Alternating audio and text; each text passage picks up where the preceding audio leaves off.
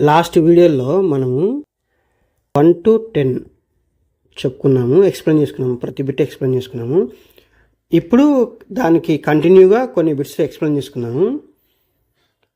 భారతదేశం ఒక గణతంత్ర రాజ్యం అనగా అర్థం ఏంటి అని క్వశ్చన్ వచ్చింది. ఒకసారి ఆప్షన్స్ చూసుకుంటే అన్ని విషయాల్లో అంతిమాధికారం ప్రజలదే అని ఉంది. ఆప్షన్ బి చూసుకుంటే భారతదేశంలో పార్లమెంటరీ ప్రభుత్వ వ్యవస్థ లేదు అని ఉంది. ఆప్షన్ సిలో భారతదేశంలో వంశపారపర్య పాలకులు లేరు అని ఉంది. ఆప్షన్ డిలో భారతదేశం రాష్ట్రాల సంఘం అని ఉంది. ఇప్పుడు ఈ ఆప్షన్స్ అన్ని ఒకసారి గమనిస్తే కొంచెం సబ్జెక్టు డెప్త్గా కాకుండా ఒకసారి టచ్ చేసి వదిలేసిన వాళ్ళైతే ఈ ఆప్షన్ని ఆన్సర్ కిందకి చేస్తారనమాట. ఎందుకంటే ప్రజలే కదా అంతిమాధికారం అని చెప్పేసి దీనికి ఓకే వేస్తారు. కానీ ఈ ఆన్సర్ తప్పు, రాంగ్. ఆప్షన్ బి చూసుకుంటే ఇండియాలో పార్లమెంటరీ వ్యవస్థ లేదు అని ఉంది. కాకపోతే ఉంది కదా, కాబట్టి ఇది కూడా తప్పే.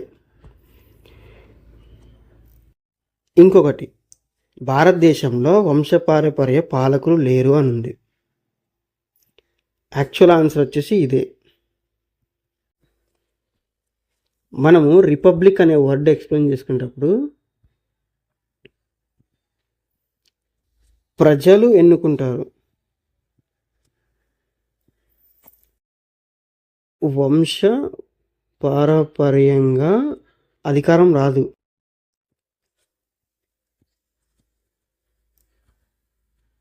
దేశాధ్యక్షుణ్ణి ప్రజలు ఎన్నుకుంటారు.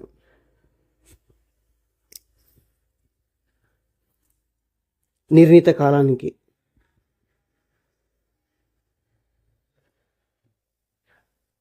ఇలా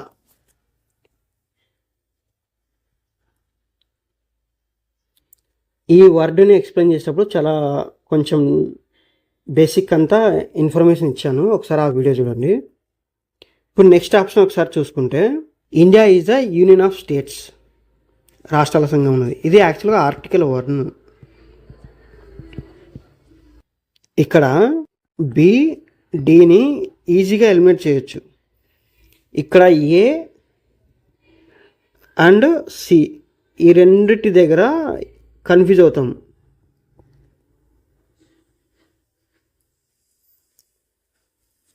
ఇక్కడ డెమోక్రటిక్ అని ఉంటే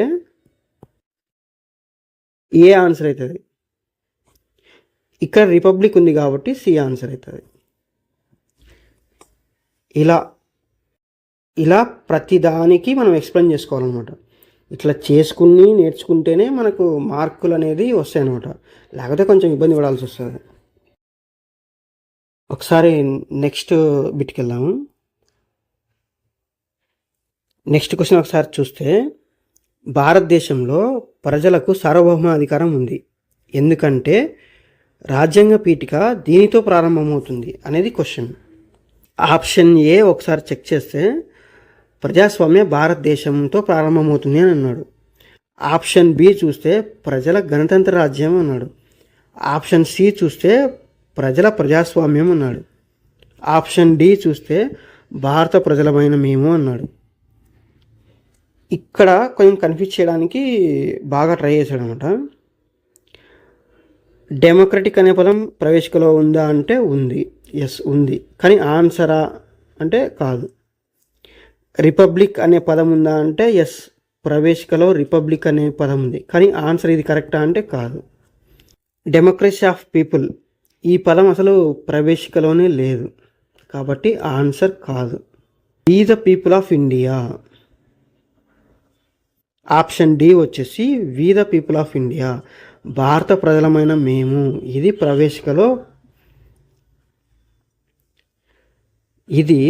ప్రవేశికలో ఫస్ట్ వర్డ్ దీంతో స్టార్ట్ అవుతుంది కాబట్టి ఆన్సర్ వచ్చేసి ఇది. దీని తర్వాత అంటే భారత ప్రజలమైన మేము ఈ పదంతో స్టార్ట్ అయిన తర్వాత ఎస్ఎస్డిఆర్ ఈ పదాలు వస్తాయి అన్నమాట. ఈ పదాలు నెక్స్ట్ వస్తాయి. ఇది ఫస్ట్ వస్తుంది, ఇది ఫస్ట్, ఇది నెక్స్ట్. అందుకే ఇక్కడ కన్ఫ్యూజ్ చేయడానికి ఈ ఆప్షన్స్ ఇచ్చాడు. కాబట్టి ఆన్సర్ వచ్చేసి డి. ఇలా ఇలా ఇన్డెప్త్గా చదివితే తప్ప మనకు సబ్జెక్ట్ గుర్తుండదు అనమాట. నెక్స్ట్ క్వశ్చన్కి వెళ్దాం. భారత ప్రజలమైన మేము, సేమ్ పై క్వశ్చన్ లాంటిదే ఇది కూడా, అనే పదాలు భారత రాజ్యాంగంలో ఎక్కడ ఉపయోగించబడ్డాయి అని ఉంది ఇక్కడ. ఒకసారి ఆప్షన్స్ చూస్తే ఆప్షన్ ఏ ఆదేశిక సూత్రాలు, ఆప్షన్ బి ప్రాథమిక హక్కులు, ఆప్షన్ సి పౌరసత్వము, ఆప్షన్ డి రాజ్యాంగ పీఠిక. ఇంకా ఇది డైరెక్ట్ చెప్పొచ్చు, ఆప్షన్ డి ప్రియాంబుల్. ఇంకో క్వశ్చన్ ఒకసారి చూద్దాము. అంటే ఈ క్వశ్చన్ ఏమంటే అందరూ పూర్తిగా సమానంగా మానవులే అనే సూత్రాన్ని ఈ కింది ఆప్షన్లో ఏది తెలుపుతుంది అని ఇచ్చాడు అనమాట. అంటే అందరూ సమానమే అనే కొటేషన్ని ఈ కింద ఇచ్చిన వర్డ్స్లో ఏది సపోర్ట్ చేస్తుంది అని అడిగాడు అనమాట. ఇక్కడ ఆప్షన్స్ చూస్తే యూనివర్సలిజం అంటే సార్వత్రికవాదం, హోలిజం సమగ్రవాదం, సోషలిజం సామ్యవాదం, ఆప్షన్ డి వచ్చేసి ఇంట్రాక్షనిజం క్రియావాదం అంట. మనకేదో ఈ వాదం ఏంటో నాకైతే తెలియదు లిటరల్గా. ఇప్పుడు ఒకసారి ఆప్షన్ చూసుకుంటే ఆన్సర్ వచ్చేసి ఏ యూనివర్సలిజం. ఇది వచ్చేసి అందరూ సమానమే అనే సూత్రాన్ని సపోర్ట్ చేస్తుంది అనమాట. కాబట్టి ఆప్షన్ ఏ. నెక్స్ట్ బిట్ వచ్చేసి భారత రాజ్యాంగ పీఠికల్లో లేని పదం ఈ క్రింది వాటిలో ఏది అన్నాడు. ఆప్షన్స్ ఒకసారి చూస్తే సోషలిస్ట్, సెక్యులర్, సార్వభౌమ. ఇక్కడేమో ఆర్డర్ అడగలేదు, జస్ట్ ఇందులో లేని పదం అడిగాడు. కాబట్టి పబ్లిక్ వెల్ఫేర్ అనే పదము ఎక్కడ ప్రవేశికలో లేదనమాట. కాబట్టి ఆన్సర్ కరెక్ట్. ఇది ఆన్సర్ డి. నేను అరేంజ్మెంట్ చెప్పాను కదా ఒకటి, మన arrangement triple DR, sovereign, socialist,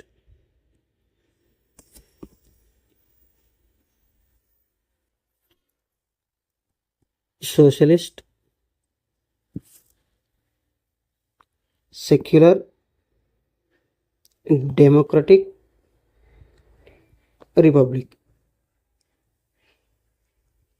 ఇది అరేంజ్మెంట్. ఇంకా ప్రవేశికలో చాలాసార్లు చెప్పాను, మీకు నోటికి వచ్చేయాలి ఈ పాటికి SSDR అని. మనము ఫస్ట్ ఏది గుర్తుపట్టాలి, రీజియన్ లాగా. ఇది ఒక రీజియన్ అనుకుంటే ప్రాంతము, దేశం ఎప్పుడు ఫస్ట్, సోవరిన్ అనేది ఎప్పుడు ఫస్ట్, ఇలా. తర్వాత సోషలిస్ట్, తర్వాత సెక్యులర్, డెమోక్రట్, రిపబ్లిక్, ఇలా అర్థం చేసుకోవచ్చు అనమాట. నెక్స్ట్ క్వశ్చన్ ఒకసారి చూస్తే భారత రాజ్యాంగ పీఠికల్లో లేని స్వేచ్ఛ ఏది అని అన్నాడు అనమాట. ఆప్షన్స్ చూద్దాము. లిబర్టీ ఆఫ్ థాట్స్ ఆలోచన స్వేచ్ఛ, లిబర్టీ ఆఫ్ ఎక్స్ప్రెషన్ భావ ప్రకటన స్వేచ్ఛ, లిబర్టీ ఆఫ్ బిలీఫ్ నమ్మకపు స్వేచ్ఛ, ఎకనామిక్ లిబర్టీ ఆర్థిక స్వేచ్ఛ. ఇలా ఈ నాలుగిట్లో ఆన్సర్ ఏదనేది మనకి ఇప్పుడు ఇంపార్టెంట్ అనమాట. లేనిది ఇక్కడ మేజర్ థింగ్ మనం గుర్తుపెట్టాల్సింది, లేని స్వేచ్ఛ ఏది అన్నాడు. ప్రియాంబుల్లో స్వేచ్ఛ అని ఎక్స్ప్లెయిన్ చేసేటప్పుడు 5 రకాల స్వేచ్ఛలు ఉన్నాయని చెప్పాను.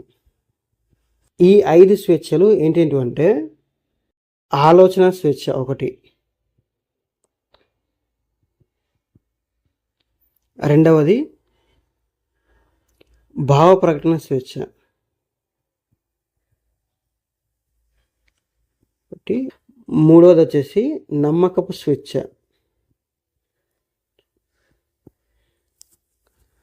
నాలుగవది వచ్చేసి విశ్వాసపు స్వేచ్ఛ. ఐదోది వచ్చేసి ఆరాధనలో స్వేచ్ఛ. ఇది ఈ ఐదిట్లో ఏ వర్డ్ ఉంది ఏ వర్డ్ లేదనేది మనం తెలుసుకోవాలన్నమాట. లిబర్టీ ఆఫ్ థాట్స్ ఉంది, కాకపోతే ఇది ఆన్సర్ కాదు. లిబర్టీ ఆఫ్ ఎక్స్ప్రెషన్ అంటే భావ ప్రకటన స్వేచ్ఛ, ఇది ప్రియాంబులో ఉంది, కాకపోతే ఇది కాదు. బిలీఫ్ నమ్మకపు స్వేచ్ఛ, నమ్మక స్వేచ్ఛ అంటే ఇక్కడ ఇది కూడా ఉంది, కాబట్టి ఇది కూడా కాదు. అంటే ఆన్సర్ వచ్చేసి డి. ఇక్కడ పీఠికలో లేనిది, ఉన్నది కాదు, లేనిది. మనము ఎగ్జామ్లో లేనిది, సరైనది, సరికానిది ఇలాంటి పదాలను చివరన ఉంటాయి. మనం క్వశ్చన్ని సరిగ్గా చదవం కాబట్టి ఆన్సర్ ఎప్పుడు తప్పవుతుంది. క్వశ్చన్ కరెక్ట్గా చదివితే ఆన్సర్ కరెక్ట్ అవుతుంది. ఇలాంటివి మేజర్ చిన్న చిన్నవి పోగొడతాయి బిట్లు, కాబట్టి చాలా జాగ్రత్తగా సరైనదా సరికానిదా చిత్తపరచము ఇలాంటివన్నీ చాలా జాగ్రత్తగా చూడాలన్నమాట మనం. ఓకేనా. పీఠికలో లేని స్వేచ్ఛ ఏది అని అడిగాడు. ఎకనామిక్ లిబర్టీ అనేది లేదు. అంటే స్వేచ్ఛ అనే వర్డులో కొన్ని పదాలు ఉన్నాయి, ఆ పదాల్లో లేనిది. అట్లా ఇలా నేర్చుకోవాలన్నమాట ప్రతిదీ. క్వశ్చన్ ఒకసారి చెక్ చేద్దాము. భారత రాజ్యాంగ పీఠికకు సంబంధించి ఈ క్రింది వాటిలో సరైనది ఏది అని అడిగాడు. సరైనది ఏది అని క్వశ్చన్. ఆప్షన్ చూసుకుందాం ఒకసారి. సోషలిస్ట్, సెక్యులర్ అనే పదం వచ్చేసి 1950 రాజ్యాంగం అమల్లోకి వచ్చినప్పుడు సోషలిస్ట్, సెక్యులర్ అనే పదాలు పీఠికలో భాగం కాదు అని ఉంది. పైన పేర్కొన్న పదాలు 1977వ సవరణ ద్వారా చేర్చబడ్డాయి అని ఉంది. ఆప్షన్ సి వచ్చేసి పైన పేర్కొన్న పదాలు 1985వ సవరణ ద్వారా చేర్చబడ్డాయని వచ్చింది. ఆప్షన్ డి వచ్చేసి ఈ రెండు పదాలు పీఠికలో భాగం కాదు అని వచ్చింది. ఒకసారి మనం ఈ స్టేట్మెంట్ అన్నిటినీ చెక్ చేయాలన్నమాట. 1950లో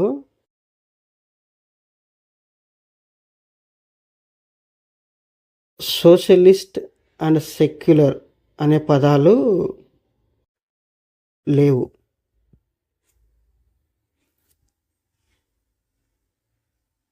ఇది పక్క. ఆప్షన్ బిలో అంటే ఇది 1977 ద్వారా చేర్చారు అని ఇచ్చారు. ఇది రాంగ్. ఆప్షన్ సిలో 1985 ద్వారా చేర్చారు అని ఇచ్చాడు. ఇది రాంగే. పై రెండు పదాలు పీఠికలో భాగం కాదు అన్నాడు. ఇది రాంగే. పీఠికలో భాగమే కానీ ఎప్పుడు చేర్చారు, కాబట్టి ఇది రాంగ్. ఇందులో కరెక్ట్ స్టేట్మెంట్ ఏది? Option A. 1950లో రాజ్యాంగం అమల్లోకి వచ్చినప్పుడు సోషలిస్ట్, సెక్యులర్ పదాలు భాగం కాదు. మరి ఈ పదాలు ఎప్పుడు వచ్చాయి? మనకు తెలుసు కదా, ప్రవేశికకు జరిగిన ఒకే ఒక సవరణ 42వ సవరణ ఎప్పుడు జరిగింది? 1976లో జరిగింది. ఇది ఇంపార్టెంట్ అనమాట. కొంతమందికి ఇయర్స్ గుర్తుండవు. 4 + 2 ఎంత? 6 ఇలా గుర్తుపెట్టుకోవాలన్నమాట. ఇలా గుర్తుపెట్టుకుంటే మనం ఆన్సర్స్ తప్పు చేయము. భారత రాజ్యాంగంలోని ఏ భాగాన్ని రాజ్యాంగ ఆత్మగా అభివర్ణిస్తారు అని క్వశ్చన్ ఇచ్చారు. ఆప్షన్ ఏ వచ్చేసి ప్రాథమిక హక్కులు, ఆప్షన్ బి వచ్చేసి ఆదేశిక సూత్రాలు, ఆప్షన్ సి వచ్చేసి పీఠిక, ఆప్షన్ డి వచ్చేసి రాజ్యాంగ పరిహారపు హక్కు. ఇలా 4 ఆప్షన్స్ ఉన్నాయి. ఇప్పుడు ఇందులో ఏది కరెక్ట్ అనేది మనం ఒకసారి చెక్ చేసుకుందాము. ప్రాథమిక హక్కులు అనేది రాజ్యాంగంలో ఒక భాగం. కాబట్టి ఇది రాజ్యాంగం మొత్తానికి ఆత్మగా కాదు, ఆదేశిక సూత్రాలలో ఒక భాగమే. ఇది కాదు. మామూలుగా ప్రియాంబుల్ని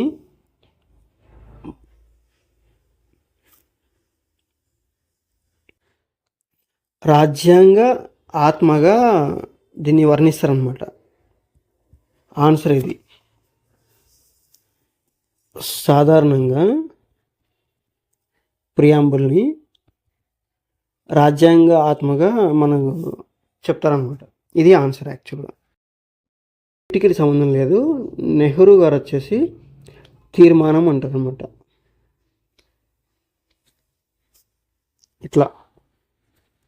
ఇలా ప్రతిదీ చాలా డెప్త్గా నేర్చుకోవాలి. ఇప్పుడే వీడియో లెంత్ ఎక్కువైపోతుంది. మీకు కనుక ఈ ఛానల్ నచ్చితే like, share and subscribe to Shankar group guide. Next ఇంకొక వీడియోతో వస్తాను. బాగా చదవండి, జాబ్ తెచ్చుకోండి, అంతే. అంతకుమించి ఇంకేం లేదు. Thank you for watching.